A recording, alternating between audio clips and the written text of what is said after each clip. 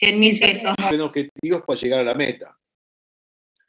De alguna manera, acá lo que vemos es que hay como una especie de, por lo que dicen ustedes, una especie de asociación entre el concepto y los plazos. Y eso nos tendría que llevar a la siguiente pregunta, entonces. En uno u otro caso, ¿no hay objetivos a corto, mediano y largo plazo? Sí, eso es cierto. ¿Que sean corto, mediano y largo plazo? Sí, ahí sí. Por lo general, si estás en una cúpula abajo, en la parte de abajo, en la parte operativa, los objetivos por lo general son menores a un año. O son diarios, perdón, son diarios. Si estás en el medio de la cúpula son menos de un año, y si estás más arriba ya son como un poco más, porque están asociados a la planificación. Sí, en muchos casos ocurre lo que decís tú, en la medida que subís, aumenta, ¿no? En la medida que bajás, disminuye, si bien no es coercitivo, es bastante frecuente. Ahora, sigo sin tener claro qué es una cosa y qué es otra. No hemos logrado definir qué es un objetivo y qué es una meta. Esto que acabamos de ver recién, y por eso lo interesante de este capítulo, ¿no? Es muchas veces lo que nos ocurre cuando llegamos a las empresas, en nuestro rol de consultores o de gerentes o lo que sea, y antes de ponernos a hablar y fijar algunos de estos conceptos, es saludable hacer este ejercicio bien básico, ¿no? Y van a ver que, como vimos recién, si hay 10 personas en la empresa o en el departamento, por ahí tenemos 10 versiones diferentes y algunas están contrapuestas. Y eso es lo que tenemos que tratar de trabajar primero, ¿no? De que todos los que estamos ahí entendamos lo mismo. ¿Ah? Pasa con estos conceptos, como con otros que vamos a ver, que no hay una sola definición. Eso también es cierto. Por eso lo bueno de ponernos de acuerdo. Específicamente, cuando hablamos de objetivo, un objetivo para ser tal tiene que tener dos elementos de manera forzosa. Si no los tiene, no hay objetivo. El objetivo tiene que tener un aspecto que cuantifique lo que lo que nos va a dar la posibilidad de medir, ¿tá? Y tiene que haber un marco temporal. ¿Cuánto tiempo tengo para conseguir eso que estamos hablando?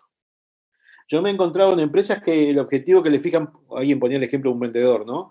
Yo me he encontrado con objetivos de venta que es vender más que el mes pasado.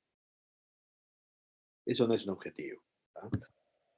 Eso da lugar a muchísimas cosas, a muchísimos malos entendidos. Un objetivo de ventas puede ser, bueno, quiero ver un 20% de incremento este año. Un objetivo de venta puede ser, hay que conseguir 30 clientes nuevos este trimestre. ¿Qué quiero conseguir y en qué plazo?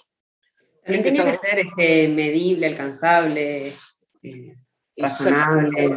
O sea, todas esas características que son propias del objetivo, si no, como que no se caracteriza como un objetivo. Totalmente, totalmente. Eso tiene que ver con algo de un profesor que se llama Steiner, que lo vamos a ver en un ratito, que hay 10 características o 10 condiciones que debería cumplir ese objetivo y que está bueno que las tengamos claro porque nosotros, ustedes, van a tener que estar sistemáticamente fijando, ¿no? Este tipo de elementos. Por eso está bueno que tratemos de hacerlo bien, ¿no? Y entonces, ¿qué es la meta? Si esto es un objetivo. La meta lo que va a hacer es especificar el objetivo, darle coherencia. En este abordaje que nosotros estamos viendo, objetivo y meta se tienen que usar de manera conjunta. ¿Por qué? Porque lo que se busca es la sinergia entre los dos conceptos.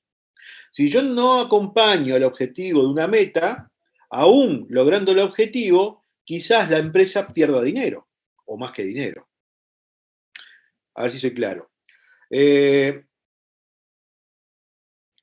Vos le decís al nuevo operero que ingresó, tenés que armar 100 marcadores, en 8 horas. Ese es tu objetivo.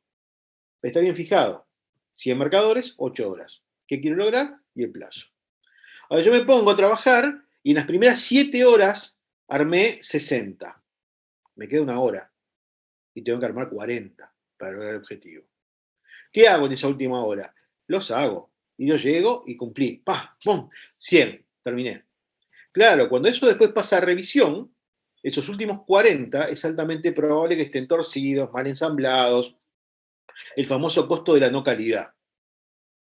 Resultado de eso tengo que reprocesarlo, muchas cosas capaz que las tengo que tirar porque se estropearon, etc. Entonces, ¿logré el objetivo? Sí, pero me fue mal.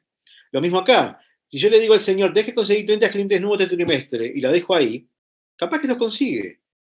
La pregunta es cómo. Y de repente le dio mucho más descuento de los que debería o le agregó más plazo en la forma de pago del habitual.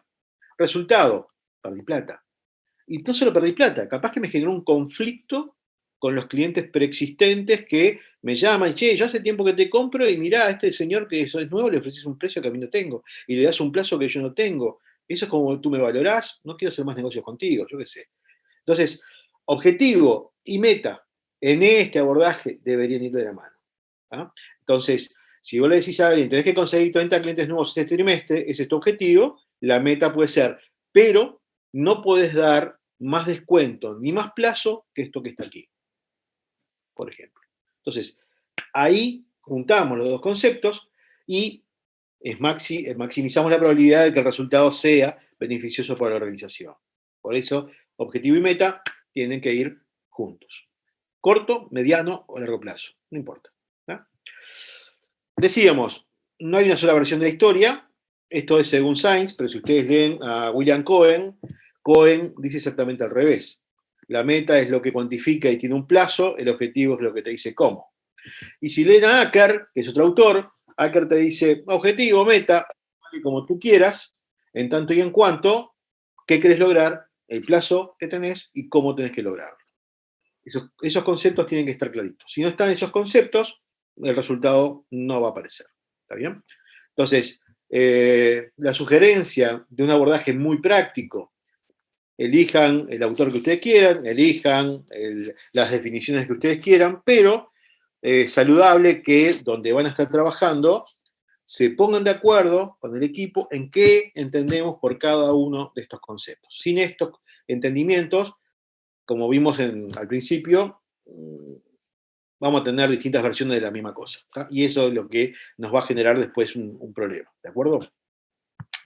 La compañera decía, bueno, pero además hay una serie de características que tiene que tener cuando definimos objetivos, metas, etc. ¿no? Y sí, este señor Steiner, de alguna manera, se ha dedicado muchísimo a estudiar puntualmente este tema y él dice que hay 10 características que tendríamos que chequear cada vez que nosotros estamos por fijar un objetivo, para que ese objetivo realmente cumpla y sirva a los fines fundamentales de la organización. No es que lo fijamos porque sí, ¿no? Vamos a ver que acá tiene que haber una conjunción entre aspectos que son teóricos o académicos y prácticos, por ejemplo, ¿no? La primera de las características te habla de adecuación. ¿Y qué significa eso? Y bueno, que los objetivos que fijemos tienen necesariamente que ayudar, que favorecer a los fines fundamentales de la organización, de forma que ésta se acerque cada vez más a lograrlos. Y es bastante obvio, ¿no? De alguna manera, esto vamos a ver que hay otro principio que después termina de rematarlo, tiene que ver con el tema de lo general y lo particular. No nos podemos olvidar que por más que seamos departamento de producción, de ventas, de finanzas, todos estamos dentro de la misma empresa. Y tendremos que estar todos alineados con ese buque más grande que es la empresa. Lo segundo es la posibilidad de medirlos de manera temporal. ¿Por qué? Y bueno, justamente, ya lo vimos cuando hablamos de su momento de control y ¿no? De alguna manera, cuanto antes yo pueda constatar, primero, tengo que constatar que vamos bien, pero si no, cuanto antes detecte una desviación, antes puedo trabajar para solucionarla, va a ser más rápido, va a ser más barato.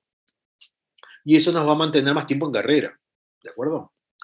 Lo tercero tiene que ver con la viabilidad. Los objetivos, de alguna manera, tienen que ser alcanzables. Muchas veces nos encontramos ahí afuera del mercado, gente que cuando está fijando objetivos, y por ausencia de estos dice, no, ponerlo acá arriba, que sea difícil, porque así se motiva y se esfuerza y bla, bla, bla. Sí, cuidado, porque si lo pones tan arriba... Puede lograr lo contrario también. Exactamente. Pues no llego con nada. Entonces, ¿para qué me voy a exigir? El efecto totalmente contrario. Si no voy a llegar, no me esfuerzo. voy a tratar de hacer lo mínimo que deba hacer para que no tenga problemas y después ya está, no llegué, y punto. Eso no motiva, todo lo contrario, eso desmotiva. Por lo tanto, y ahí venía lo que decíamos al principio, cuando fijamos un objetivo, tiene que haber un componente realista, tiene que haber sentido práctico, no alcanza solo con las teorías. Acá la práctica, producto de la experiencia acumulada, es fundamental, porque conjuntamente nos van a ayudar a que fijemos algo que sea adecuado. El cuarto punto tiene que ver con la aceptabilidad. Esos objetivos que nosotros vayamos a proponer tienen que resultar aceptables para otras personas de otros departamentos, otras áreas, que de repente estén involucradas, y fundamentalmente para aquellos que asignan los recursos, ¿no? Si no tengo recursos, si no tengo colaboración, difícilmente yo pueda llevar adelante eso que estoy planteando. El quinto punto es la flexibilidad. Y este lo vamos a reiterar más adelante, porque tiene que ver con lo que llamamos principios operantes, ¿no? Cuando hablamos de estrategia, en mercados competitivos particularmente, la flexibilidad, ya hace un buen rato, ha ganado un espacio importante. ¿Por qué? Y bueno, justamente porque en este caso los objetivos, lo mismo ocurrirá con los planes, las estrategias, tienen que darnos la posibilidad de cambiarse, modificarse, en función de que pasen cosas que no estaban previstas. Por más que nosotros vamos a trabajar con imprevistos y vamos a trabajar con misceláneas, bla, bla, bla, y tratar de prever situaciones, ¿no? Vamos a prever seguramente varias, difícilmente todo lo que pueda ocurrir, ¿no? Entonces, si yo no genero este espacio de poder moverme, amacarme y continuar, capaz que terminó fuera del juego. Y esto es un cambio que se empieza a profundizar a partir de la década del 80 del siglo pasado, vamos a seguir hablando de ese tema, cuando se ponen un poco de moda los sistemas japoneses de management, ¿no? Hasta ese momento el concepto era, no, el objetivo, el plan, la estrategia tiene que ser rígido, sólido, fuerte, porque tiene que resistir los embates del mercado y los competidores y todo lo demás. Y los japoneses nos enseñaron de que no, que estaban equivocados, ¿no? Y los tipos, si algo saben, es de manejar las inclemencias, los tifones y todo lo demás, ¿no? Y una de las analogías que usaron sistemáticamente fue esa. Es decir, fíjate en un tifón, el árbol más rígido y fuerte se quiebra, sin embargo el junco se amaca y vuelve al lugar después que pase el viento.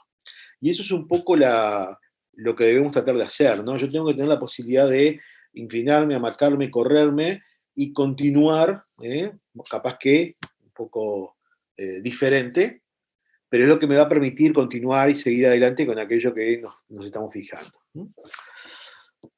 La sexta característica es la motivación. Un poco decíamos hoy, ¿no? Si lo pongo muy alto el objetivo, no va a motivar. Por eso que el objetivo tiene que ser algo que le sirva a la empresa, pero también que nos sirva a cada uno de los que trabajamos en la empresa. Trabajando, para la redundancia, es justamente ese aspecto, el motivacional. Que el objetivo sea una especie de motorcito que nos empuje, ¿sí? Y ahí viene ese equilibrio, ¿no? que como dice Lou Marinoff, ¿no? El punto medio es quizás lo más difícil de conseguir. Si tú fijas el objetivo demasiado bajo, demasiado fácil, no tiene gracia, a ver, ya está. Si lo pones a arriba, que es el tópico, me desmotivo. Entonces, ¿dónde está, en este caso, el lugar más adecuado? Y bueno, tiene que ser difícil de lograr, porque eso es lo que nos motiva a esforzarnos, a dar lo mejor de nosotros, pero tiene que ser lograble. Difícil, pero lograble. Es ahí a lo que deberíamos apuntar. Que no es sencillo. La famosa frase, nada es imposible, pero hay que entender que debe ser alcanzable, no puede ser algo inalcanzable o algo imposible desde la teoría, o sea, tiene que ser algo que pueda ser lograble para la organización en base a sus recursos y los medios que dispone. Sí, pero antes tiene que ser lograble para las personas de esa organización que están trabajando para eso. Porque si lo logra la organización, pues lo lograron primero las personas que están debajo. Entonces, eso es quizá lo que tenemos que tratar de ver, ¿no? Es decir, ¿dónde está en cada caso, en cada área, dentro de esta, en cada sección, bla, bla, bla? ese punto que nos motiva a esforzarnos, a mejorar y para que en conjunto toda la organización crezca y vaya adelante, ¿no? Esto, insisto, es quizás de los puntos el que es más complicado, porque también es probable que de primera difícilmente le pegues. Seguramente acá haya una especie de aproximación sucesiva que iremos mejorando en función de distintos aspectos que tienen que ver con la praxis, ¿no? Se irá acercando, mejorando, depurando y lo iremos construyendo, con algunos matices seguramente, ¿sí? La séptima característica tiene que ver con la comprensibilidad. Los objetivos tienen que ser entendidos rápidamente, tienen que estar en un lenguaje claro, sencillo. Yo no debería tener que interpretar un objetivo. Lo tengo que entender. No tengo que interpretar. Esto significa, esto quiere decir, no, porque ahí empiezan los problemas. Y esto, dependiendo del área que les toque trabajar, van a ver que parece básico, sin embargo no lo es. Cuanto más técnica la persona involucrada, más probable es que le hable a otro técnico. No siempre está la capacidad de tener esa interfase con el usuario o con el operario de primera línea, etc. Entonces, chequeo que lo lea cualquier persona en cualquier área y lo tiene que entender. Si no lo entiende, hay que reprocesarlo. Tenemos que bajar y hacerlo más claro todavía, ¿sí? El octavo punto es el compromiso y tiene que ver con algo que decíamos de la colaboración, ¿no? Una vez establecido, o mientras se establece el objetivo, y particularmente cuando involucramos a personas de otras unidades o departamentos, necesitamos asegurarnos de que esas personas y esos departamentos, quienes los manejan, van a comprometerse con nosotros a lograr eso que estamos fijando. Para que este compromiso funcione, para lograrlo, el siguiente punto es el que nos va a ayudar, el 9, que necesita participación. Entonces, ¿qué es lo habitual? ¿Qué es lo que se sugiere? No fijar un objetivo y largarlo, elevarlo y que involucre otras áreas, porque muchas veces puede ser percibido como, mirá, me están imponiendo esto, o se metieron en mi departamento y no me gustó, cosas por el estilo. Por ello, lo que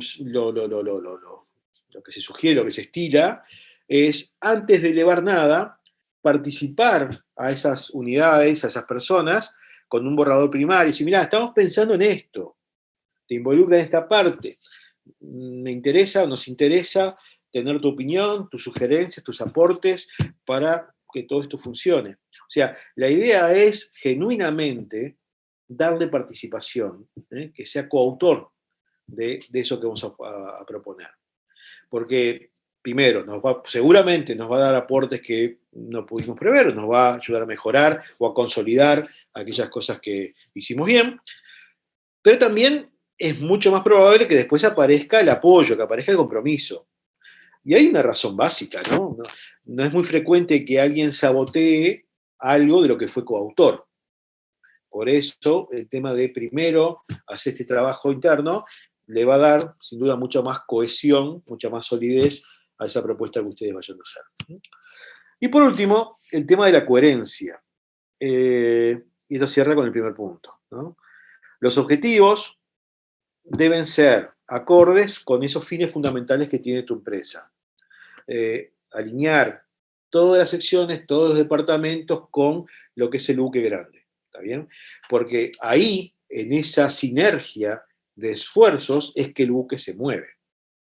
Por más que tus objetivos estén bien planteados técnicamente, pero si no están alineados con el barco, no solo no sumás, sino que estás de alguna manera entorpeciendo lo que puede ser el avance de la organización. ¿Está? Por eso es importante alinearnos. ¿Está? Como ven, fijar un objetivo puede parecer muy rápido. Quizás el tema de pasarlo por esta criba puede ayudarnos a que eso que vayamos a a proponer funcione mejor. ¿Tá? Es un buen ejercicio y se ayuda bastante. Después esto ustedes seguramente lo van a automatizar y lo van a hacer casi en piloto automático.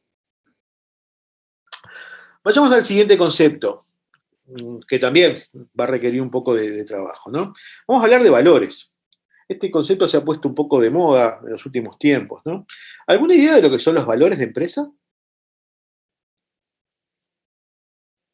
Sí, no eran esos que no estaban escritos en ningún lado, pero que todos los empleados cumplían de manera ética, pero me parece que era lo importante que eran informales, por así decirlo, que no estaban como escritos, sino que se cumplían ya de por sí por estar en la empresa.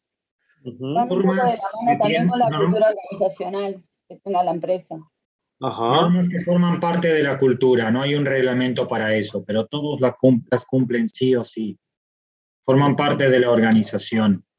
Bien. Igual pueden estar por escritos también, pero para mí lo importante es como que aunque no estén por escritos, igual están. O sea, hay empresas que tienen como nuestros valores, nuestra misión, pero hay otras que no, pero igual están por más de que no estén escritos. Bien, correcto. Todo eso que ustedes dijeron no está mal y de alguna manera tiene mucho que ver, y por eso la pregunta, ¿no? ¿Con quién en los últimos tiempos se ha adueñado un poco de este concepto y lo ha trabajado? Y en general lo han hecho muy bien, en algunos casos, los departamentos de gestión de capital humano, ¿no? Y esto han vinculado con clima organizacional, un poquito más elaborado con lo que llaman mística de empresa, etcétera. De higiene también. Hay algunos autores que reflejan mucho lo que es el tema de higiene también de trabajo. Los factores higiénicos motivantes, Herbers, por ejemplo, etcétera. Correcto, sí. Y es correcto. Ahora, nosotros vamos a verlo un poquito antes de que lo hubiera agarrado justamente Capital Humano, y vamos a verlo desde el punto de vista estratégico, ¿no?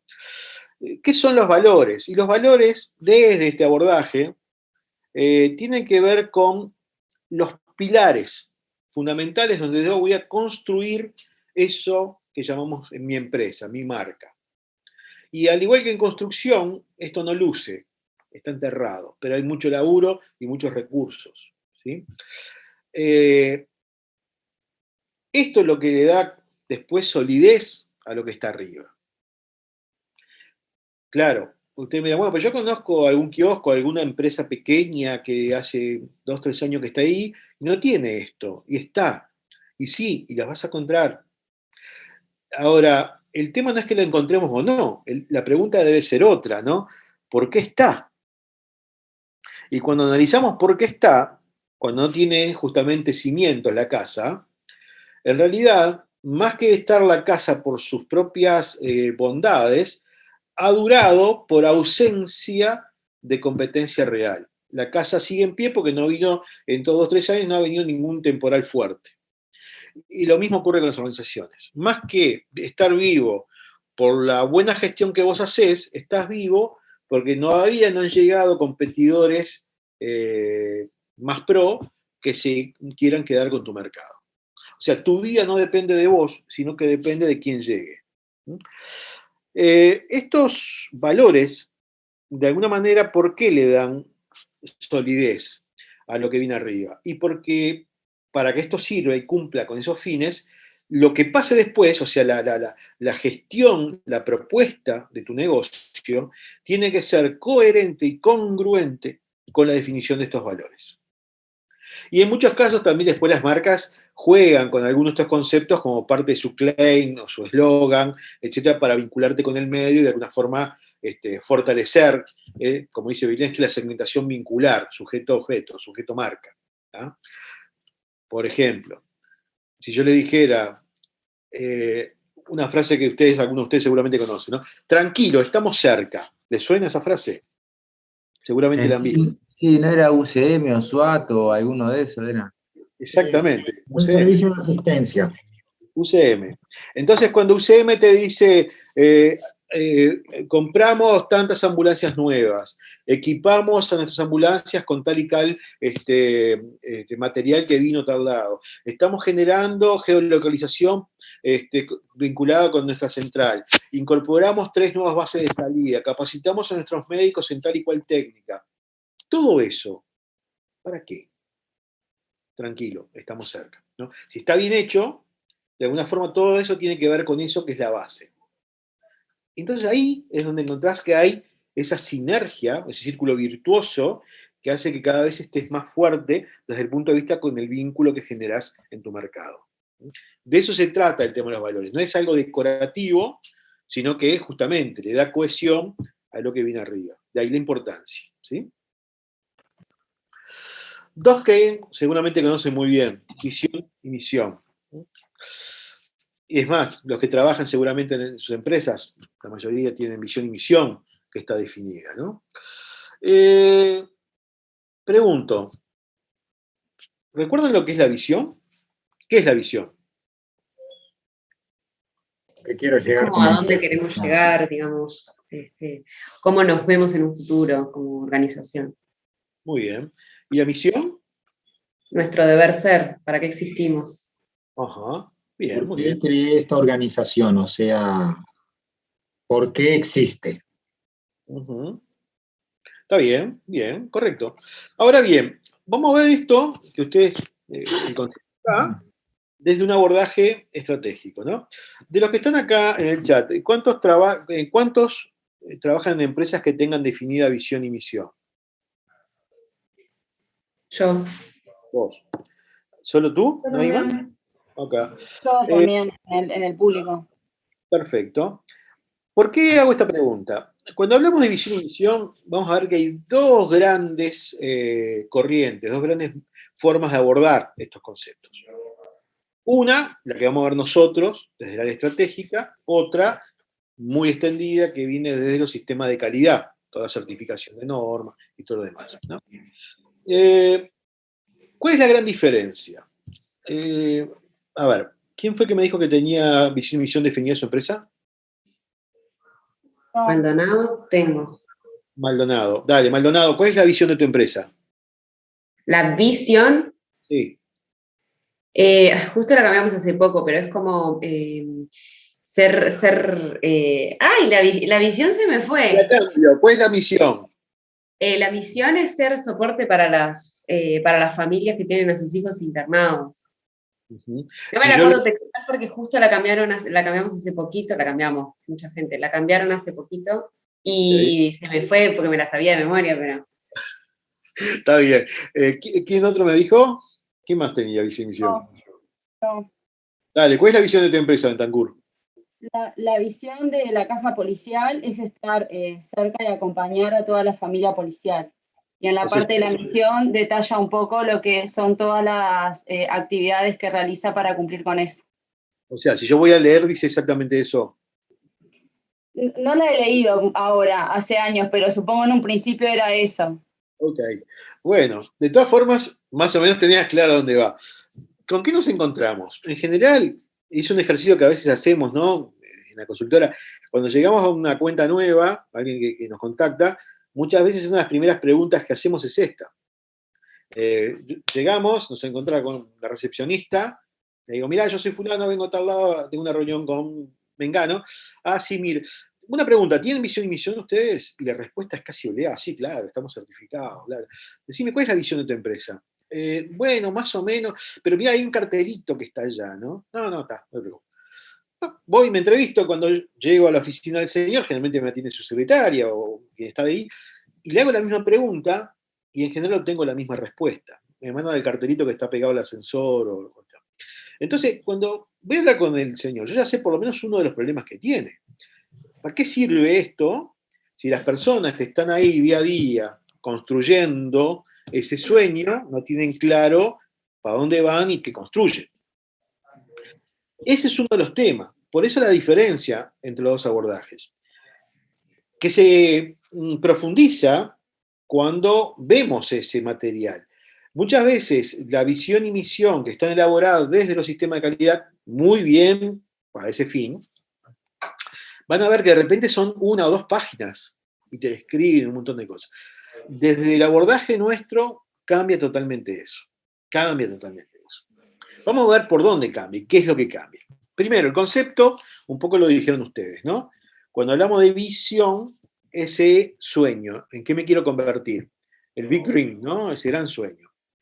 Y acá cuando estamos ayudando a nuestro cliente a elaborar, reformular visión, hay un concepto que es clave y que lo vamos a profundizar en el próximo capítulo, que es la mente del estratega, ¿no? Y es que cuando el cliente o la cúpula o el grupo de trabajo que vaya a participar empieza justamente a meterse en esto, ustedes tienen que, como moderadores, propiciar el hecho de, y es así tal cual, ¿no? Que se permitan soñar. Imagínate cómo te ves en el futuro si no tuvieras límites presupuestales o de recursos. ¿Cómo te imaginas? Permitite soñar. Porque generalmente pasa que cuando empiezan a tirar ideas de cómo te ves y volás un poquito, no va a faltar que dice, despertate, mirá lo que somos empezando, no tenemos para pagar tal cosa, y te baja. Y hay un principio básico en psicología que te dice que la mayor parte de los obstáculos que encontramos acá afuera, primero están acá adentro. Entonces, no arranquemos con obstáculos innecesarios. Permitan que se sueñe. Aunque en este momento parezca utópico, aunque parezca una quimera. Sí, eso es hoy. Estamos llenos de ejemplos en la bibliografía de visiones que en su momento fueron tildadas de locuras y que después funcionaron, y muy bien. Yo qué sé, por mencionar un par de ellas, ¿no? Cuando un señor llamado Mikhail Gorbachev asume como premier de aquella vieja URSS, la Unión de Repúblicas Socialistas Soviéticas, entre las cosas que le preguntaban, ¿y cuál es la visión? Su visión. Y mi visión es transformar este sistema. Estamos hablando de un mundo dividido en dos, cortina de hierro, bla, bla, bla. Y cambió el mapa geopolítico del mundo, el señor. Te gustará más, te gustará menos, no importa. Pero tenía claro qué es lo que quería lograr, aunque en ese momento parecía una locura. O la visión de un muchacho allá en los años 80 en un garage, arrancando con el tema de la informática, que dijo, mi visión es que haya una computadora en cada hogar. En ese momento valían millones de dólares y eran enormes, miles de dólares las computadoras y eran enormes. Ese muchacho se llamaba Bill Gates, tampoco le fue tan mal, ¿no? Es decir, de eso se trata la visión, ¿no? Permítanse soñar, que no haya límites, que se expresen. Después veremos hasta dónde llegamos. Sí. Referido a lo primero y a lo segundo. En el primer caso, la idea de Gorbachev era un cambio a la perestroika, famoso para no meter en tema político, claro. Lo que él no imaginó era que ese cambio derivó en lo que derivó. La disolución de la URSS y Rusia otra vez como país. Y en el caso de Gates, la idea de cada computadora en un hogar pasando por la creación de Microsoft y también pasando por múltiples sistemas. O sea, Windows no solo pasó de la idea de una computadora a cada hogar, sino de reformular la idea de lo que es una computadora para el mundo. O sea, de algo inalcanzable a algo que todo el mundo pueda tener. Algo que parecía una utopía en aquel momento, porque nadie creía que era posible eso. Esa es la visión de un líder. Cuando los demás piensan que es utópico, en su cabeza, de alguna manera ellos tienen, es allá. Y después, para lograrlo, o no, o quedar cerca, vendrá la misión. Pero en este momento tenés que plantearte eso, porque es lo que te incentiva bueno, por lo menos a transitar el camino necesario para ver si se logra. ¿Está bien? ¿Cuáles son las características de la visión desde este abordaje? La primera, fíjate bien, corta, no 2 páginas, no, corta. ¿Por qué? Porque las personas que trabajan en la empresa tienen que tener claro en qué nos queremos convertir y qué vamos a hacer día a día para convertirnos en eso. Corta, porque tiene que ser fácil de recordar, ¿sí? Estar escrita, no existe esto de que a veces nos dicen, no, la tenemos todos acá. No, tiene que estar escrita, tiene que estar ahí. ¿tá? Comprometedora, congruente con los valores. Lo decíamos hace unos minutos cuando hablábamos de valores. Los valores es lo que le da consistencia a lo que viene arriba. Y cada vez más relacionada con la necesidad de los clientes. Primero, el cliente interno y después el cliente externo. Sin los clientes no tenemos negocio, no tenemos empresa. ¿tá? En general, la tendencia es a que la visión comience con un verbo en infinitivo. Ser la empresa referente, ¿no? Y que sea una afirmación. afirmamos tal cosa, no nos gustaría, esperaría, no. Ser la empresa, o sea, verbo infinitivo y afirmación. Esto es un poco la característica que tiene la visión desde este abordaje. ¿Sí? ¿Qué es la misión? Y muy bien lo dijeron ustedes. Bueno, la razón de ser de la empresa, en qué negocio estoy, cuál es mi propósito, qué es lo que hago día a día para convertirme en eso que sueño. ¿Está bien? ¿Cuáles son sus características? Fíjate, la primera es lo mismo, está escrita, corta, lo mismo. Las personas tienen que tener claro desde dónde están, qué es lo que hacemos para lograr convertirnos en eso que soñamos. ¿Está bien? Y lo mismo, alineada con la necesidad de los clientes. Y debe generar acción, debe alinear al recurso humano detrás de la marca, detrás de la empresa, para que todos empujemos para el mismo lado. Y otra cosa que no es menor, la posibilidad de que sea cambiada. Puede ocurrir que ustedes hoy están acá, el sueño es este, y definen una misión hoy. Después de un tiempo, que pueden ser meses o años, no importa, ustedes seguramente se movieron. Entonces, capaz que donde están en ese momento, tienen que reformular, tienen que cambiar la misión. No estaría mal. Muchas veces asusta, pero no puedo tocar. No, la misión puede ser cambiada. Estratégicamente, desde el ángulo estratégico, no necesariamente tiene por qué estar mal. Es contrario, es una forma de adecuarse en ese nuevo contexto y lugar, nuevos recursos, etcétera, para seguir transitando ese camino hacia el sueño. Así que tranquilos, puede cambiarse. Es más, en muchos casos van a tener la necesidad de cambiar. ¿Está bien? Para cumplir con esto de alinear a la organización detrás, de generar acción, la misión se sugiere que comience con un verbo en presente indicativo. Somos una empresa que estamos en el negocio de, no con un verbo infinitivo. A veces vemos misión y visión que en ambos casos comienzan con un verbo infinitivo. Son dos visiones, ¿no? Esto es acá y ahora. Y este detalle no es menor. Eso marca la diferencia desde este abordaje. ¿Está bien? Esto, muchachos, que quede clarito, porque digo, estamos cansados de ver misiones y visiones que empiezan en ambos casos con un verbo infinitivo. Eso es incorrecto. No cumple con el cometido que tiene que tener justamente esta herramienta para ayudarnos a lo que queremos. ¿De acuerdo? 3 conceptos más de este paquete básico, ¿no? Muchas veces vamos a ver que dependiendo del rubro en el que estemos, el mercado vertical en el que nos toque trabajar, aparece el concepto de autocanibalización. ¿Han escuchado esto? ¿Lo han leído en algún lado? Alguna vez escuché, no es una palabra muy agradable. Yo en documentales, profe, pero no desde el punto de vista empresarial. Me lo puedo imaginar, me lo puedo imaginar. Sí, el documental que viste debe ser de Nachi o algo de esto, ¿no? Claro, claro. ¿Con qué lo asociás? ¿Está bien?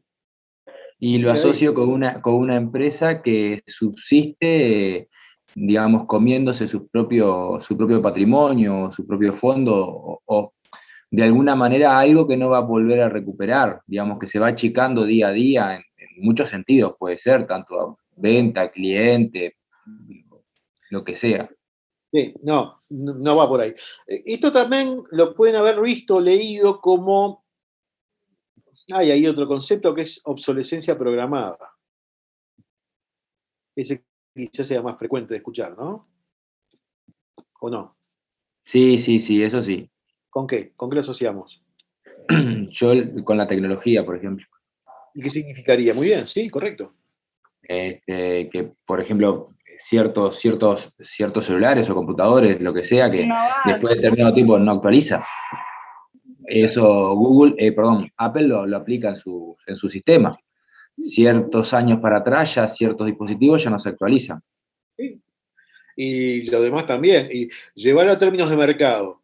Te compras hoy el último modelo de celular. ¿Cuánto tiempo realmente seguís teniendo el último? Ni un año, capaz. Y lo mismo te ocurre con el auto, modelo tal, que te compraste el último modelo de la marca tal. ¿Cuánto tiempo termina siendo el último modelo? Y lo mismo con el aire acondicionado, la heladera, etcétera, etcétera, ¿no? La obsolescencia programada, la autocanibalización tiene que ver con eso, ¿no? Cada vez más frecuentemente la marca, la empresa, deja viejos sus productos con sus nuevos productos. Se come a sí misma para reinventarse. De ahí el concepto. ¿Está bien? Esto también está asociado con algo que seguramente ustedes vieron en marketing, que tiene que ver con el acortamiento de los ciclos de vida, de los productos, de los servicios, etc., ¿no?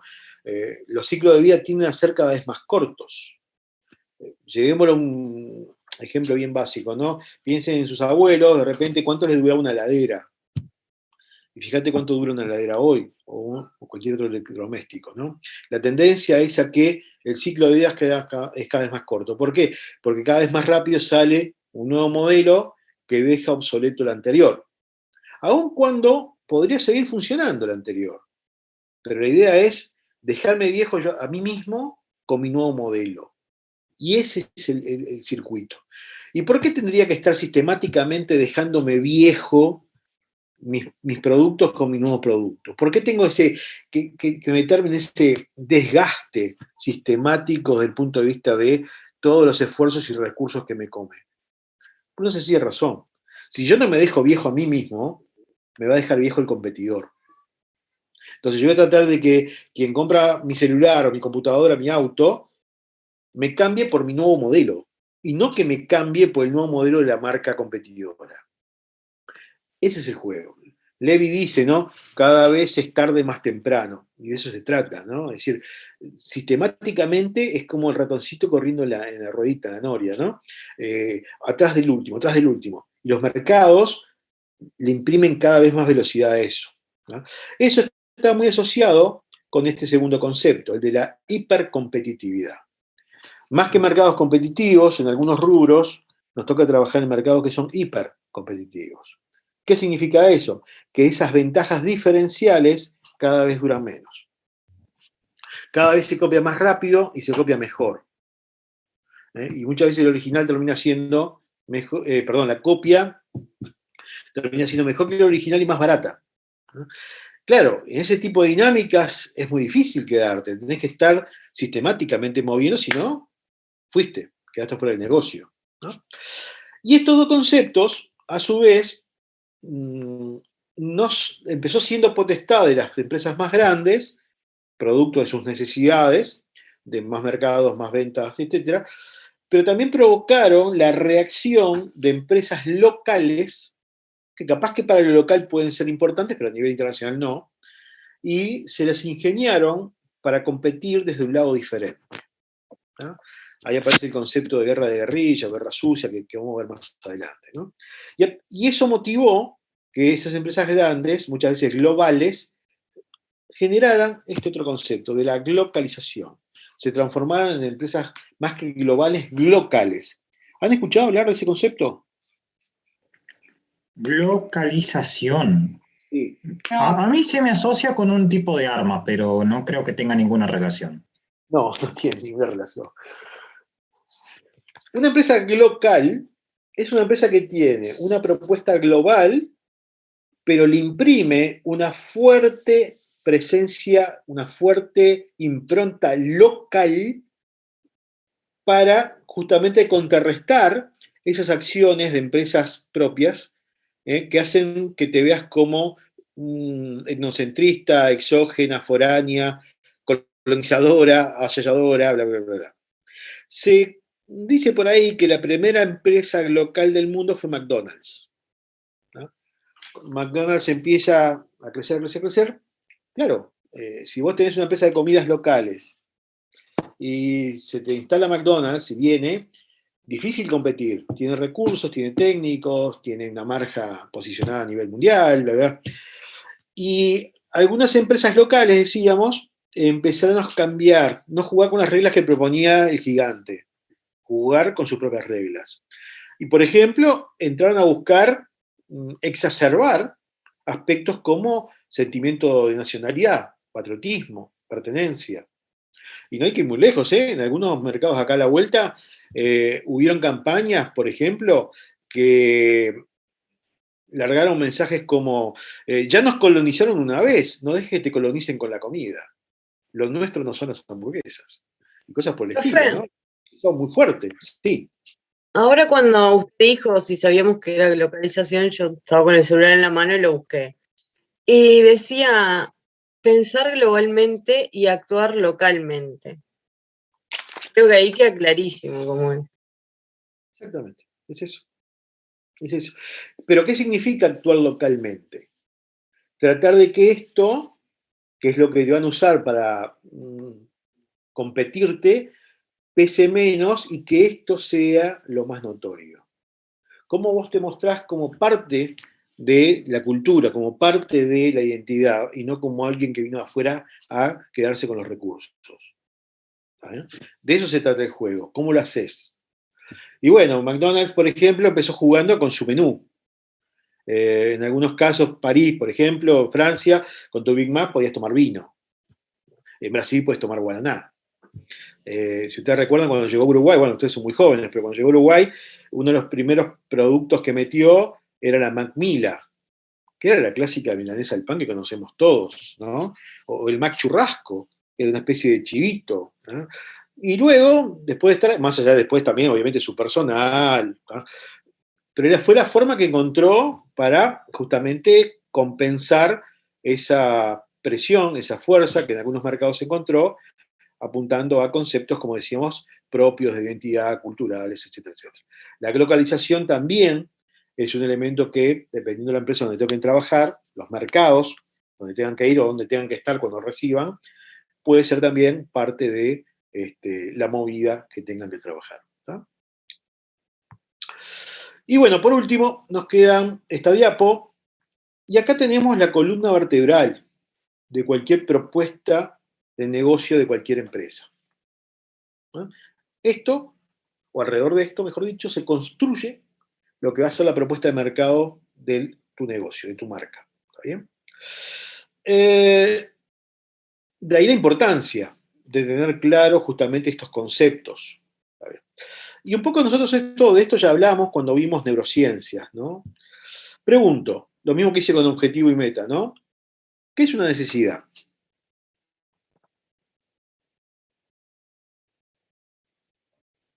Algo que está ausente en la sociedad, se puede decir, y las empresas por lo general se enfocan en esa necesidad. Algo que precisamos para la subsistencia, como el agua. Ajá. Algo que yo necesito para vivir. Claro. Bien. Algo que necesitamos, que es imprescindible, o sea, lo necesitas. Ajá. Bien. ¿Y un deseo qué sería? Algo no inalcanzable, pero sí algo muy difícil de conseguir. Algo que no es necesario para la subsistencia. Por ejemplo, whisky. No lo preciso para vivir, pero lo deseo, por así. Siempre deseo whisky, pero eso es aparte. Pero... A esta hora también está complicado. Sí, sí, un hígado, tenía un hígado de hierro. Está bien. Bueno, a ver, ahí un poco los comentarios son más bien de alguna forma del punto de vista de buscarle aplicación, ¿no? O de ejemplo, pero no llegamos conceptualmente a tener qué es una necesidad. Algo que me falta. Alguien decía algo que es necesario para subsistir. Bueno, vamos a ver que quizás haya necesidades que no son necesarias para subsistir y también son necesidades. Yo opino, ¿no? Yo opino que por lo general, del punto de estratégico de lo que estamos dando, la necesidad es a lo que se enfocan las empresas principalmente en cosas desde el punto de vista que necesita la gente. Por ejemplo, el tema de la tecnología, actualizarse, la conectividad, tener todo al alcance vía web. Es como una necesidad porque la gente está corta de tiempo y necesita acceder a la información de forma rápida. Deseo, capaz que es algo que ya va un poco más allá, capaz que no apuntan a toda la gente, pero es como un campo ahí que puede estar en base a los deseos de cosas que las personas quieran mejorar. Bien. A mí igual me parece que las empresas hoy en día no solo se enfocan en la necesidad que existe, sino en crearla. Ah, muy buen punto. Vamos, me quedo con eso, de crearla. Ojo, mirá que estamos viendo para las empresas, pero si vos mañana querés poner tu estudio contable, también vas a tener que trabajar esto. Sí, hablo como, por ejemplo, el estudio Claro, también lo para consideraría una empresa, sino en general, tipo cualquier. Sí, yo lo digo de forma general y en base a eso es lo que las empresas tratan de hacer, para enfocarse, ya sea en un servicio o en un producto. Ahí va. Por ejemplo, Bien. cuando van a crear un producto, en el caso de si tienen un producto, por ejemplo, viejo, y ven que de repente las necesidades de las personas han cambiado, por lo general ese producto lo tratan de adaptar a las necesidades ahora de los cambios de las personas. En el tema de la ropa, por ejemplo, pasa lo mismo, con el tema de las culturas, los gustos. Sí, está bien lo que decís. Y vamos a tratar de bajarlo a tierra para ver cómo, desde el punto de vista técnico, nos valemos de esto para que nos ayude, ¿no? Acá hay algunos preconceptos que de repente deberíamos trabajar. Uno, básico, el vicio de subjetividad muchas veces en el análisis, ¿no? Por ejemplo, si yo les dijera, necesito ser socio del club de golf, ¿está bien eso? Necesito ser socio del club de golf. No, porque es más asociado a deseo que a una necesidad, por lo que veíamos recién. ¿Alguien está de acuerdo con lo que dice Adrián? Sí, Sí, yo estoy de acuerdo con lo que dice Adrián. Totalmente. Y la pregunta es... Pero, Capaz que por no es ejemplo, una necesidad. si los clientes a los que vos querés acceder están todos en el club de golf, es una necesidad que vos estés ahí. Claro, sí. Es un buen punto ese. Sí. Es un buen punto. Depende para quién, puede ser un deseo o una necesidad. Ahí está, depende. Depende para quién. Ahí aparece el concepto de entonces de juicios absolutos versus juicios relativos. De las cosas primordiales que tiene cada uno, ¿no?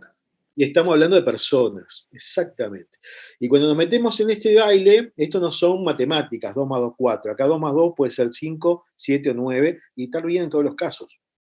Porque la compañera decía, y si mis clientes están ahí, y es un buen momento para de repente encontrarlos, bueno, ahí tengo un abordaje diferente. O yo puedo ir a otro diferente, decirte, mirá, necesito ser socio del club de golf, no duermo, no como, mirá cómo estoy haciendo síndrome de abstinencia. Y vos mirá, bueno, estás chapa. Puede ser, pero tengo una necesidad de estar ahí. Para mí es como si me estuviera faltando la nicotina o la cafeína, etc. ¿Y quién puede decirme que no? Entonces, primer punto, cuidado cuando nosotros rápidamente colocamos esta necesidad, este deseo. ¿Por qué? Y bueno, va a depender. Hay elementos que deberíamos considerar para ver dónde lo vamos a ubicar. En parte de negocio también puede ser una necesidad en el cual vos tengas que vincularte con gente que se maneje en ese ámbito para lograr conseguir los contactos y que tu negocio prospere. Capaz que te manejas con gente de alto nivel y que tenés que meterte en el club de golf, en el piso 40, en esos lugares donde se maneja la gente de nivel para que vos puedas conseguir una rentabilidad en tu negocio también, ¿no? Exactamente, por eso te decía, por uno u otro, porque estás chapa porque te es conveniente a tus fines, cuidado. Pero si querés ir más allá, yo te diría, o les preguntaría, Coca-Cola, el producto Coca-Cola, ¿a qué punta? ¿A que vos satisfagas necesidades o a que satisfagas deseos? El producto, necesidades. Coca-Cola con el reclame busca la necesidad. En todos los casos, necesidad. Para mí es un deseo. Deseo, necesidad. Ahí tenés claro lo que decíamos recién, ¿no? Pero, por ejemplo, profe, yo me pongo a pensar, el reclame este de Sprite, que dice, hacele caso a tu sed. La sed es una necesidad. Sí. Y ahí también está atacando... ¿Cómo solucionás el problema de sed? Es otro tema. Pero la Sprite no saca la sed. No, ningún refresco. No, ningún refresco saca la sed. Como la del pomelo, arrolla la sed. Mentira, ¿qué va a arrollar? Te da más sed que la que tenías antes. Exactamente. Vamos a bajarlo un poquito más. Como ven, entonces no es tan lineal esto. Primero vamos a tratar de definir, entonces, qué entendemos por necesidad, técnicamente hablando, ¿no? Ustedes pusieron un ejemplo, está bien, pero técnicamente, ¿qué es una necesidad?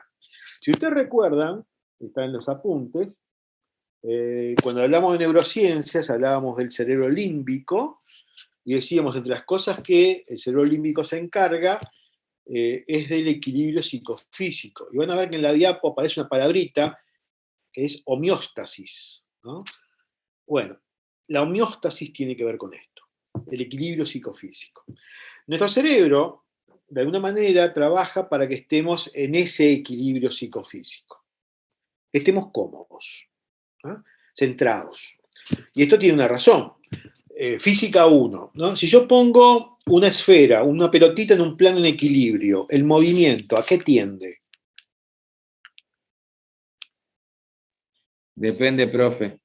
En un plano en equilibrio, ¿a qué tiende el movimiento? Y si tiene una fuerza neta aplicada desde antes, la aceleración va a ser igual, la masa por la aceleración. Por eso, plano en equilibrio, pongo una pelotita en un plano en equilibrio, bien básico. ¿A qué tiende el movimiento? El movimiento tiende a ser cero si el plano tiene rozamiento. El movimiento tiende a ser cero. No en tantos profundidad, como dices muy bien vos, pero voy a un ejemplo bien práctico. Un plano de equilibrio sin rozamiento, con una pelotita, ¿qué hace? Queda ahí, tiende a cero. Eso somos nosotros.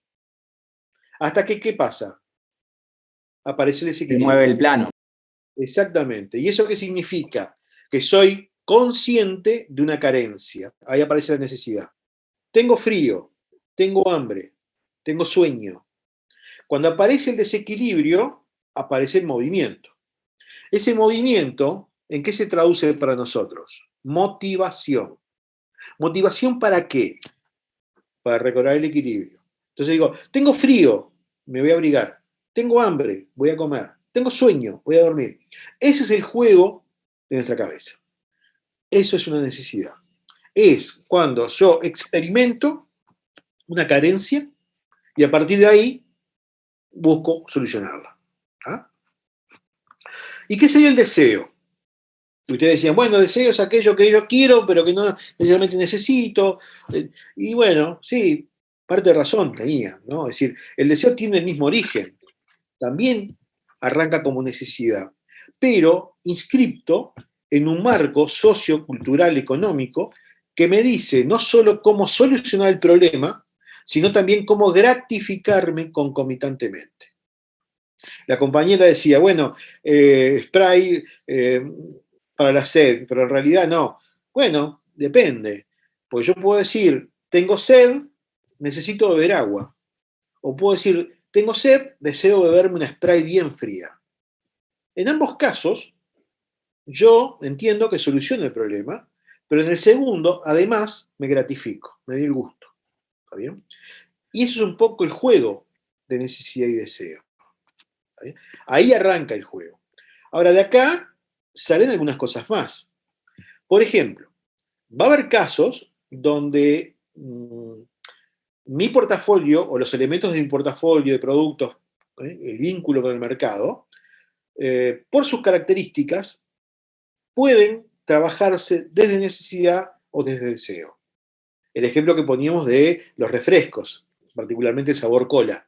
Hay gente que lo compra porque es un deseo, y hay gente, particularmente, que el sabor cola lo ve como una necesidad, y te dice, yo, si no tomo Coca-Cola, me duele la cabeza, esto, aquello.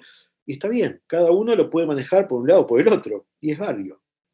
Pero también nos va a tocar trabajar en empresas donde, por ejemplo, por la tipología de los productos o servicios, estamos condicionados. No es que yo pueda optar, está totalmente condicionado. No sé, el ejemplo bien básico, ¿no? Si mañana te toca trabajar en una firma que provee máquinas para diálisis, eso es necesidad. Por más que vos te esfuerces en trabajar el deseo, nadie decide, qué bueno, voy a hacer una diálisis, no va a pasar. ¿No? Esto es totalmente necesidad, pasa por ahí. Y va a haber casos donde tenés que optar. ¿Voy por acá o voy por acá? No puedo ir por las dos, por alguna razón. Si ese fuera el caso, ¿no? Que tengo que optar, trabajar mi propuesta de producto o servicio a partir de necesidad o trabajarla a partir de deseo. Pregunto, en términos generales, ¿qué les parece? ¿Cuál va a ser más rentable? ¿Apuntar a necesidad o apuntar a deseo? Al deseo. Al deseo. Bien. ¿Estamos todos de acuerdo? Yo la verdad, le soy sincero, no sé. Porque si estamos hablando de que depende de la persona, Tal vez a ciertas personas hay que apuntar a la necesidad y a ciertas personas al deseo. Está bien, pero en el caso del producto que vos no tenés la posibilidad de los dos, tenés que optar uno u otro. Pero no decíamos que en la del deseo vos apuntás además a que la persona en cierto punto cree que está satisfaciendo también una necesidad, pero además un deseo. Entonces como que vas a tender siempre a, no sé, me parece que es como sería como más rentable. Y también por lo que yo decía antes, que a mí me parece que a través del deseo se pueden generar necesidades que la gente piensa que no son. Entonces, es como que me parece que podés como que atraer más, no sé. Yo engancharía de la necesidad y de ahí al deseo. O sea, por ejemplo, si soy una empresa de productos, abocaría de repente a alguno a la necesidad y en base a ese engancharía a otros que para provocarle a la persona el deseo. Coincido con Natalia. Primero iniciar con la necesidad y después apuntar al deseo, porque si vamos directamente al deseo, vamos mal. Apuntar a la necesidad da cierta seguridad. Lo que pasa es que las necesidades son limitadas. ¿En qué sentido? Y porque podés vivir tranquilamente con pocas cosas. Te saca la sed, te saca el hambre, te saca el sueño, ya está, puedes vivir tranquilo. Sí. No sé si tranquilo, por eso, pero puedes vivir, por eso, tenés que apuntar más que nada al deseo de las personas, a que quieran algo más que simplemente satisfacer las necesidades. Bueno, a ver, juntemos todo. Aparte todo. con el deseo, profe, con el deseo no se apunta, digo, pensando, ¿no?, a una parte también irracional de la persona, y esa parte irracional es la que más consume. Sí, no irracional, sino menos consciente quizás, ¿no? Ahí va, está así, ahí va. No es que nos pongamos a pensar de manera lógica, secuencial, sino que aparecen ahí los impulsos y otro tipo de respuesta, ¿no? En general, la mayor parte de las personas te dicen, no, tenemos que apuntar a la necesidad. ¿Por qué? Y bueno, porque lo primero que buscamos solucionar es ese problema. Las necesidades nos mueven prioritariamente. ¿Ah? Y además vamos a tener mucha más cantidad de gente que se mueve tratando de solucionar sus problemas de necesidad. Y desde ese abordaje no está mal, pero desde un punto de vista de la rentabilidad, sistemáticamente el deseo paga mejor que la necesidad. Porque si bien son mercados más acotados, segmentos de mercado cuantitativamente más pequeños, en general los márgenes de contribución son bastante más elevados. Y vayamos al tema que estábamos recién en el ejemplo, ¿no? La sed. Sin duda que se venden mucho más litros de agua que de whisky, no hay duda. Ahora, fíjate cuál es el margen de contribución de un litro de whisky y un litro de agua. Con menos movimiento, con menos mercado, con menos todo, terminás teniendo una rentabilidad superior. ¿tá? Mercados más pequeños, cuantitativamente hablando, pero que te permiten generar esas diferencias a nivel de rentabilidad que son más importantes. El deseo, sistemáticamente, paga mejor que la necesidad. Y me falta un punto todavía, que la compañera, no me acuerdo quién fue, decía, bueno, pero vamos a crear necesidad, o sea, las empresas te crean la necesidad para moverte. ¿no? Y te dicen muchas veces, la gente de marketing, la gente de publicidad, nos crean necesidades para que compremos cosas que por ahí no son necesarias y bla, bla, bla. Y eso nos llevaría a preguntarnos, ¿realmente se pueden crear las necesidades? Y profe, las estrategias de cómo están dispuestas las góndolas en un súper, por ejemplo, sí. ¿Están dispuestas también para eso? Sí. Por ejemplo, cuando vas a buscar una cosa y siempre terminás comprando 80 cosas más, porque sí. Te crea la necesidad, te empieza a venir la duda, y esto, lo otro, y terminás llevando más. Ok. Es cierto lo que decís tú, el layout es algo estudiado, y si está bien hecho, el resultado tiene que ser que en la mayor parte de los casos vos termines comprando más de lo que fuiste a buscar. Eso es correcto. Ahora, ¿eso es porque me generaron las necesidades? ¿Pueden crear necesidades? En realidad, para quienes están lo que hoy tenemos... No lo escucho, profe. ¿Hola? ¿Me escuchás? Sí, ahora sí. Como que se iba, no sé si me pasó solo a mí o... Puede pasar, viste que también por momentos se fue. A mí también sí se fue por momentos. Ok. decíamos que el tema de crear necesidades, hoy por lo menos quienes estudian la temática nos dicen que no es posible. Las necesidades no se pueden crear.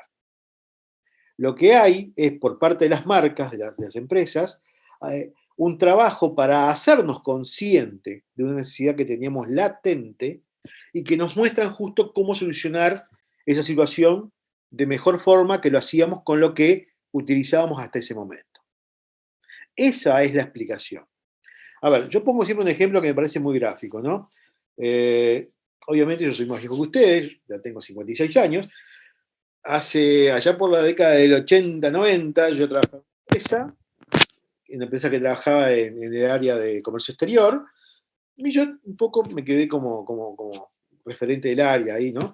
Y en un momento determinado nosotros trabajamos con proveedores y clientes de España, Brasil, Argentina, Estados Unidos, etc., ¿no? ¿Cómo nos manejábamos con esos proveedores o clientes que teníamos en el exterior? Y mediante los correos privados, los courier, ¿no? Mandábamos documentos, venían documentos, tal. Un día llega a la empresa un señor, pide para hablar con el encargado, yo atiendo, y el señor, no me olvido más, me pone una cajita y un teléfono, me dice, esto le vengo a ofrecer. Y yo lo miro al señor y le digo, pero señor, ya tenemos teléfono. Y el señor me dice, no, mire, esto se llama fax, esto es un fax. Y le digo, ¿qué es un fax? Usted cuando trabaja con su cliente allá en España, ¿cómo hace para mandarle la proforma? Y un courier. Bueno, olvídese, eso es del pasado, me dice. Usted con este aparatito, si su cliente ya tiene uno de estos, mete acá la proforma, disca el número, y la medida que después acá, su cliente lo recibe en ese momento allá. Le digo, anda, sí, es así, pasa. ¡Wow! Desde ese momento fuimos fax dependientes. Y el día que nos faltaba el fax era como hoy cuando no tenés internet. Le vendía, ¿no?, un síndrome de abstinencia, no sé. Ahora, el señor me creó la necesidad. Qué aparato molesto, profe. Pero era fantástico. Me creó la necesidad del fax, porque eso es lo que se percibe. Y en realidad no. Confundimos las cosas desde el punto de vista de la percepción. No me creó la necesidad del fax. El señor lo que hizo fue hacerme consciente de una necesidad que yo tenía latente, que es que comunicarme mejor, más fácil, más rápido, más barato. Y no había con qué ni cómo, por eso estaba allá. Hasta que me dice, mirá, apareció esto. Entonces yo hice, lo coincidí y a partir de ahí lo adopté. Pero si en vez de haber sido el fax, hubiera sido internet o la teletransportación o lo que vos quieras, hubiera sido eso. Por eso muchas veces nos quedamos con una visión muy lineal de la cosa y creemos que nos están generando o creando la necesidad. En realidad no, la necesidad estaba ya latente. Nos hicieron conscientes de esa carencia y nos dijeron cómo solucionarlo de mejor manera. Eso significa más rápido, más fácil, más barato, la combinación de todo esto. Y eso es lo que confundimos con crear necesidades. Pero tengamos claro que las necesidades no se pueden crear. Por lo menos hasta el día de hoy, eso es lo que está vigente, ¿no? Tengo necesidad, tengo deseo. Siguiente concepto, vamos a hablar de demanda. ¿Por qué? Y bueno, porque si nosotros, antes de hacer una estrategia de lanzar un producto nuevo, un servicio nuevo, abrir una nueva filial, buscar un representante, lo que fuere, tendríamos que ver si primero existe demanda para eso que queremos hacer. Para ustedes el concepto de demanda no es nuevo por la carrera que están estudiando, pero vamos a ver que quizás este abordaje tenga algunas diferencias con el concepto que ustedes han visto desde el punto de vista económico-contable, ¿no? ¿Cómo estimamos, cómo sabemos si va a existir o no demanda para eso que nosotros querríamos eventualmente ofrecer a un mercado? ¿Qué haríamos? ¿Qué vamos a hacer para saber si existe o no existe demanda? ¿Y un estudio de mercado? ¿Nos hace? Sí, es estudiar el mercado, investigar el mercado. Sí, correcto. ¿Pero qué? Porque investigar el mercado es muy amplio. ¿Qué información del mercado necesitamos para ver si eventualmente hay demanda o no? Hay personas a las que pueden acceder al producto que vamos a ofrecer, que pueden acceder al producto que vamos a ofrecer. Comparar con otros lados las nuevas tendencias, si obtuvo resultado, ver si puede aplicarse en el campo donde nos desarrollamos. Bueno, cuidado, porque de repente algo que funciona en China o en Pakistán no necesariamente funciona acá. No, pero por eso, de repente ver dentro de las nuevas tendencias si es aplicable o no acá, de repente investigar si en otras empresas ya se aplican. ver los cambios, las culturas de las personas, los comportamientos. Bien, entonces, ¿a dónde tengo que ir? ¿Qué sería lo primero que tengo que investigar? Supongamos que por ahí vamos, dale. ¿Qué nos vamos a fijar en el mercado? ¿Qué sería lo primero que necesitaríamos saber? Yo, de las nuevas tendencias, los cambios que van a surgir en el entorno y que se van a introducir que van a llegar, que se van a introducir. Esto. En general. Ahí va. Necesidad, deseo. Por eso hablamos de esto recién. Sí, lo primero es esto, lo decías vos hoy. Lo primero que yo tengo que investigar es, ¿existe ahí afuera una necesidad, deseo insatisfecho o parcialmente satisfecha? Porque si la necesidad está cubierta, cuidado, porque sos uno más, y si sos uno más termina siendo uno menos. El hueco, la oportunidad aparece cuando la necesidad está insatisfecha o parcialmente satisfecha. Y eso es lo primero. Son 4 aspectos básicos esto, ¿no? Lo primero es eso, chequear que exista el hueco desde el punto de vista de la necesidad / deseo. Porque no está satisfecho o se satisface parcial o mal. Si esto existe, sigo indagando. ¿Qué sería lo segundo? Supongamos que sí, existe una necesidad insatisfecha. Lo segundo que tendría que chequear, ¿qué es? Ahora que tengo ese punto.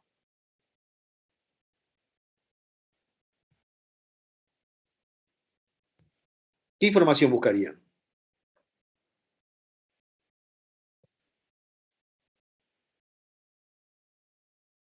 ¿El precio se puede pagar o abocado a algo? Si es aplicable a nosotros, a la empresa donde estamos. Tenés la necesidad. Esa persona que tiene la necesidad, ¿pueden pagar por este producto o servicio? Porque por ahí tengo la necesidad, pero no tengo plata. Entonces. Puede pagar un precio que te sea negocio a vos, digamos, introducir ese producto. Exactamente, exactamente. ¿Tienen capacidad de compra? ¿Pueden pagar por ese producto o servicio? Ese es el segundo punto. Necesidad y que tengan la posibilidad de comprar, poder de compra. Supongamos que sí, que tiene poder de compra. Ok, tercer elemento que voy a investigar, ¿cuál es? Además de tener capacidad de pago, tienen que tener voluntad de comprar. Yo te puedo decir, necesito una Ferrari, por ahí tengo el dinero para una Ferrari, pero digo, ¿sabes qué? No me la voy a comprar. Por el riesgo, por esto, por aquello, por aquello. No la compro. Entonces, el tercero es determinante.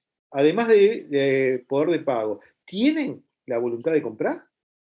Y si ahí también tengo un clic, el cuarto punto es que tiene que haber una cantidad importante de personas que tengan los 3 puntos anteriores. Necesidad, la capacidad de comprar y la voluntad. ¿Para qué? Para que el negocio sea rentable. Porque de repente encontramos 3 personas de estas y con 3 no voy a hacer un negocio. ¿Está bien? Esos son los 4 puntos que yo debería chequear para ver si existe o no demanda para eso que yo quiero lanzar al mercado. Estos 4 puntos son los que vamos a pedirle a la empresa que nos haga el trabajo de investigación que justamente me provea de información sobre esos aspectos. Con esto es que después veo cómo, por dónde y cuándo. ¿Tá?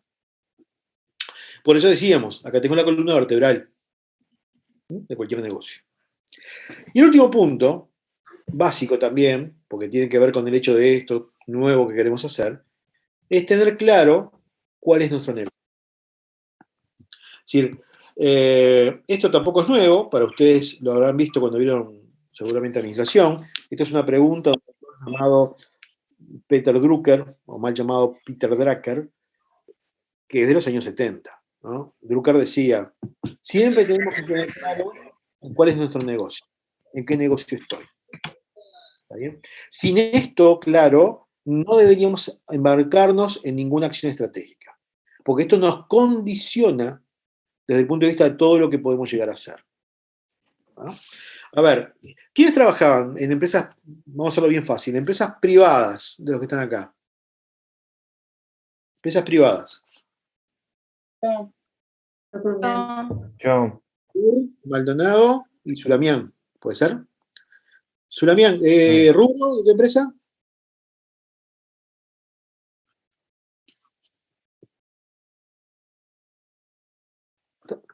Hola, Zulamián. Estás muteado. Perdón, profe. ¿El rubro de tu empresa? Donde yo trabajo. Sí. Desarrollos inmobiliarios. Perfecto. ¿Cuál es el negocio de tu empresa? Vender apartamentos. Perfecto, gracias.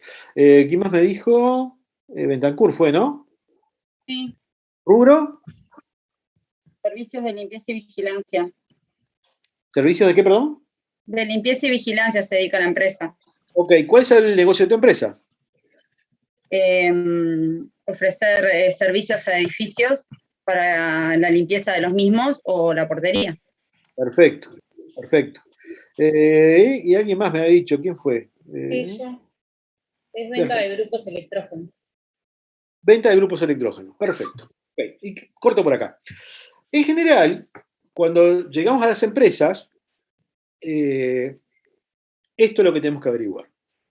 Y generalmente cuando le hacemos esta pregunta a quien nos contrata, sistemáticamente aparece primero una sonrisa media socarrona, como diciendo, mirá la pregunta que me haces. Mirá, ¿no te das cuenta cuál es mi negocio? Y le repreguntamos, no, sí, dígame cuál es su negocio. ¿Y con qué nos encontramos? Como dijeron los compañeros, y nuestro negocio es vender apartamentos casas, nuestro negocio es vender grupos electrógenos, nuestro negocio es proveer servicios de limpieza y vigilancia de edificios. Ahora, y yo les repregunto de vuelta, ¿no? Dígame, ¿eso es su negocio o esa es la principal actividad que desarrollan en su negocio? La principal actividad. La principal. Entonces, ¿cuál es tu negocio? Ahí está el problema. Ofrecer la necesidad del otro. Puede ser, pero fíjate vos cómo te cambia el panorama, porque si vos no tenés claro en qué negocio estás, ¿cómo sabés que lo que vas a agregar, cambiar, está alineado realmente con tu negocio? Cuidado, porque se termina confundiendo sistemáticamente principal actividad con negocio, ¿no? Cuando definimos cuál es nuestro negocio, una adecuada definición tiene que cumplir básicamente con dos fines fundamentales. Uno, tiene que tratar de eliminar el marco temporal, porque si no queda acotado. Y lo otro que tiene que hacer es sacar el tema de precio y llevarlo a valor. Sacar el tema de precio y llevarlo a valor. Una de las primeras empresas que definió claramente cuál era su negocio, y a partir de ahí se empezaron a generar toda una corriente en esto, no digo que ella sea la primera, digo una de las que primero empezó y lo hizo muy bien, y tomó notoriedad por el tamaño de la empresa, fue Kodak. Hizo muy bien las cosas, por eso llegó a tener, como decíamos, más del 80% del mercado mundial. Kodak en su momento, mientras sus competidores decían mi negocio es revelar rollos, vender cámaras, mi negocio, ellos decían, mi negocio es guardar tus recuerdos. Mira, qué poético, ¿no? Lo hizo muy bien. ¿Por qué? Cuando te dicen mi negocio es guardar tus recuerdos, no le está atando a ningún producto físico funcional básico. Mientras el otro te decía mi negocio es vender cámaras o revelar rollo, hoy no tienen negocio. Ahora, si te digo mi negocio son almacenar tus recuerdos, en aquel momento lo hacíamos en rollo, después fue digital y mañana será, no sé, un holograma, no importa. Pero independientemente de en qué los guarde, yo me voy a encargar de que tú guardes tus recuerdos. Es decir, mi negocio va más allá puntualmente de los productos que se utilicen para cumplir con ese fin. Ese es el tema de justamente eliminar el marco temporal. No atarnos a la cosa. Esto tampoco es nuevo, Bill Gates lo hizo cuando le preguntaron allá cuando estaba entrando el 2000 si en el 2030 iba a seguir existiendo Windows. Y el señor le dijo, mire, no sé, si hay máquinas y necesitan un sistema operativo, vamos a estar nosotros, ¿no? Es decir, porque va más allá de lo puntual que se ofrece hoy. Y el otro tema, y también lo hizo muy bien Kodak, fue sacar el negocio de precio y llevarlo a valor. Dos conceptos, sobre todo el de precio, que vamos a estar ustedes particularmente manejando sistemáticamente. Si yo hoy les preguntara, desde el abordaje que ustedes tienen como futuros contadores, ¿qué es precio? ¿Qué me dirían?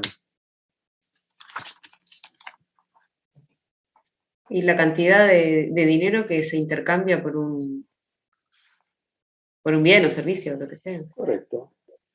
Desde el punto de vista de cómo se constituye el precio, es costo más beneficio. Claro. Sí. Pero desde el punto de vista del cliente, lo que está dispuesto a pagar. O lo que puede. O lo que puede. Allá. Perfecto. Entonces, y si yo te preguntara ahora, ¿y qué es entonces el valor?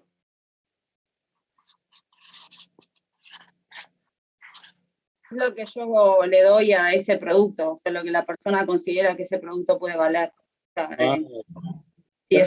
considero si está bien o no el precio, por ejemplo, el valor que yo le doy. Perfecto. Entonces, y es correctísimo. ¿Cómo se vincularían precio y valor en esto que estamos hablando? ¿Cuál es el vínculo existente entonces entre el precio y valor? Porque es ahí que tenemos que situarnos. Y claro, y el precio tal vez es a lo que la empresa está dispuesta a venderlo y el valor es a lo que el cliente está dispuesto a pagarlo. Es como el punto de equilibrio entre los dos. Bueno, ahí tenemos una apreciación desde el punto de vista de lo que puede llegar a ocurrir, que no estaría mal. Pero quiero ir más atrás, quiero ver el vínculo. ¿Cuál es el vínculo real, más allá de lo que ocurre después? ¿Ah? ¿Cuál es la principal característica de un precio? Si me remito a la definición que tienen ustedes, la principal característica del precio sería que es totalmente objetivo. Si yo veo un cartelito que dice 100, es 100. Punto. No hay interpretaciones. ¿Cuál sería entonces, por contrapartida, la principal característica del valor? Es personal. Claro, que es personal. Entonces es muy individual. Es como cuando vos perdés capaz que una cadenita que vale 5 pesos, pero para vos es tu vida porque te la regaló no sé quién y tiene un valor sentimental y demás, entonces, no sé, para recuperarla estarías dispuesta a pagar un montón. Al revés. O como el ejemplo del agua. 500 pesos. Sí, también, claro. Emocional. Yo te digo, te doy 500 pesos por la cadena. Y tú me decís, no, te doy 1000. No, 1500. Y de repente te doy 3, 4 veces y me decís que no. ¿Y por qué no? Porque es un tema de precio, es un tema de valor. El valor también está asociado a la marca, profe, porque de repente cuando uno va a comprar algo, claro, a veces decís, tenés dos precios y para vos opinás que esa marca vale más, pero o sea, lo vale y preferís adquirir una marca mejor. Ese es el trabajo que hacen las marcas. Construir significados para sacar el tema de precio y llevarlo a valor. De eso se trata. ¿Cómo se vinculan estos dos conceptos? El beneficio que me da la cosa, el producto, el servicio, es para mí determinante. Si al beneficio real, lo que me da la cosa, yo le resto el precio que pagué, eso me da como resultado valor. Beneficio menos precio, valor. Este es el vínculo. Beneficio menos precio, valor. Ahora, decíamos, principal característica del precio es objetivo. Principal característica del valor, decíamos, es subjetivo, personal, dijeron ustedes. Perfecto. Entonces pregunto, ¿habrá solo un resultado de valor o habrá varios? No, hay varios. ¿Cuántos? Infinitos, como personas en el mundo. No sé. 3, y solo 3. Que sea, mayor que el precio. Bueno, positivo, negativo o nulo.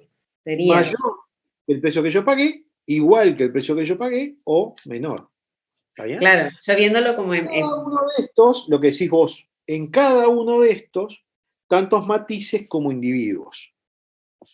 Esto que está acá, estos 3 resultados que vemos acá abajo, esto, de alguna manera, es lo que vos tenés que hacer si manejás el área, porque acá tenés la vida de tu negocio. Esta es la salud de tu marca, de tu empresa, de tu negocio. Esto es lo que tenemos que estar chequeando sistemáticamente.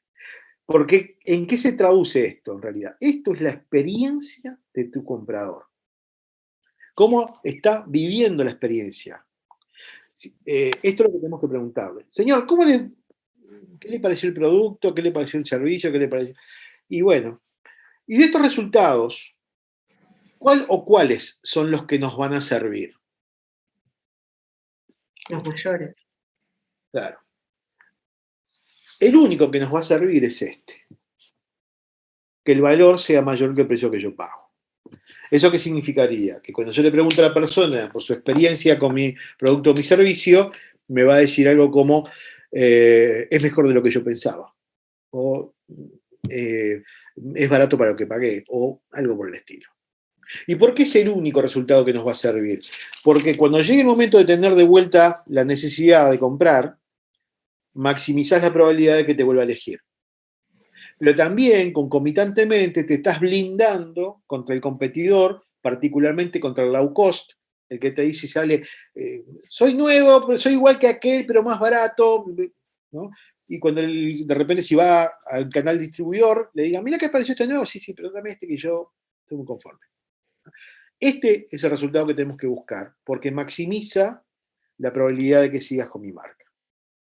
Y alguien me dirá, bueno, ¿y por qué no este? Igual que el precio que yo pagué. No sería malo. No, pero cuando le preguntamos a la persona por su experiencia, te va a decir eso justamente. Y bueno, para lo que pagué no está mal, o vale lo que pagué. Está más predispuesto a probar otros, irse con un competidor o... Conforme, pero estoy abierto. Y voy mañana a comprar, mira, apareció usted, vamos a probarlo. Entonces, si vos detectaste que tu marca está acá, esto es peligroso, la luz de aceite en el tablero de tu auto. Tenés que parar y hacer algo. Si seguís, como con tu auto, vas a poder seguir, pero capaz que fundís. Lo mismo ocurre con tu marca. Entonces, si estás acá, lo que tenés que hacer es venir para acá. Eso es lo que tenés que hacer. ¿Cómo puedes hacer eso? Básicamente hay dos formas. Una, podés aumentar el beneficio, dejando igual el precio, por transitiva aumenta valor. O podés dejar igual beneficio, bajar precio, por percepción aumenta valor. Son las dos formas que tenemos. Ahora, de estas dos formas, ¿qué les parece? ¿Cuál será la que ustedes recomendarían aplicar? ¿Cómo, profe? Aumentar beneficio, dejando igual el precio, dejando igual el beneficio, bajar precio. Aumentar el beneficio para mí siempre va a ser como la que dure más, ¿no? La que sea como más... O sea, si lo lográs, es como la que te va a mantener con una ventaja. Tenés que, porque te va la vida, claro. Esto es lo que tenemos que buscar, sin duda. Muy bien. ¿Por qué? Porque es más duradera, porque es más difícil de copiar, porque no altera tu caja. Bajar precio, vamos a ver que debería ser esporádico, debería ser... bueno, no significa que en algún momento no lo hagamos. Va a haber quizás situaciones donde tengamos que bajar el precio puntualmente, porque se vence el producto, porque va a cambiar la moda, pero tenemos que justificarlo muy bien, disfrazarlo con una promo, darle fecha de vencimiento, porque si no puede tener consecuencias desde el punto de vista de que se asocia con baja calidad, o se asocia con problemas financieros, entonces cuidado con esto. Además de que es fácilmente copiable, además de que afecta a tu caja, afecta a tu rentabilidad.